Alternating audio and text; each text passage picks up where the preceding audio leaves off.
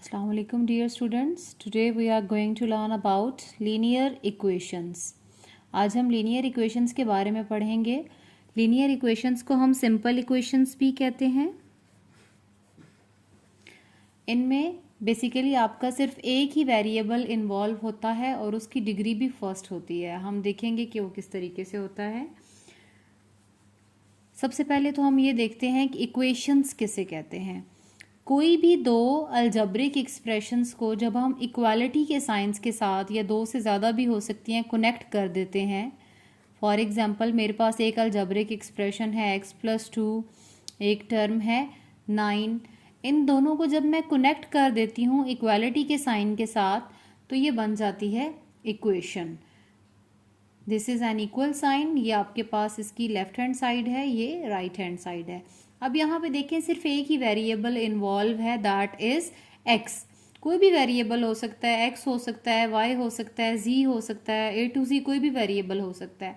वो एक ही वेरिएबल होगा आपके पास और उसकी पावर भी 1 होगी. इसको हम फर्स्ट डिग्री इक्वेशन भी बोलते हैं जिसमें वेरिएबल की पावर 1 होती है. सो दो अलजेब्रिक एक्सप्रेशंस जिनको हम इक्वालिटी के साइन के साथ कनेक्ट कर दें वो क्या कहलाती हैं? इक्वेशंस कहलाती हैं. अब नेक्स्ट पार्ट ये है कि आपने इक्वेशन को सॉल्व कैसे करना है और किस लिए करना है.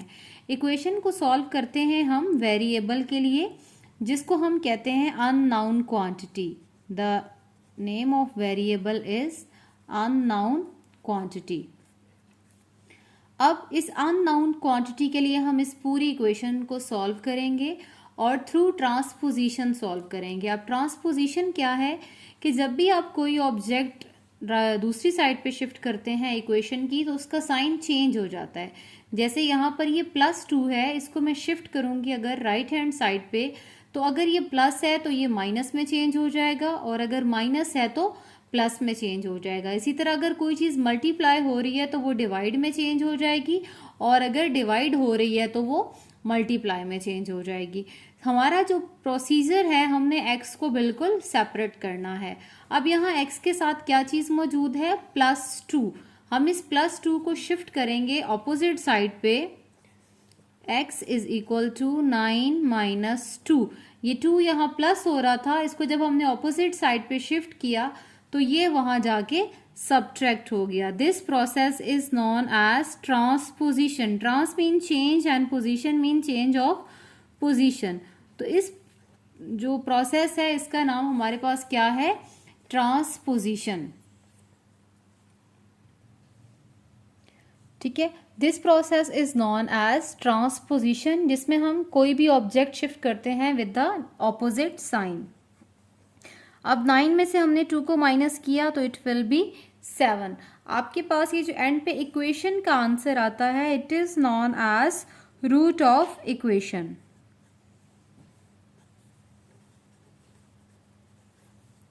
इसको हम रूट इसलिए बोलते हैं कि अगर हम यही अपनी वैल्यू बैक सब्स्टिट्यूट करें अपनी इक्वेशन में तो हमारे पास दोनों साइड्स इक्वल आ जाती हैं. फॉर एग्जांपल अगर हम यहाँ x की जगह 7 पुट कर दें तो 7 + 2 will be equal to 9. So this is called root of equation. हम कोई और एग्जाम्पल देख लेते हैं. For example we have an equation 5x + 7 will be equal to 2 into x + 2. अब हम इसको कैसे सॉल्व करेंगे? सबसे पहले हमने पैरेंथेसिस को सॉल्व करना है और पैरेंथेसिस के बाहर 2 मौजूद है तो हमने 2 को दोनों टर्म्स के साथ मल्टीप्लाई करना है.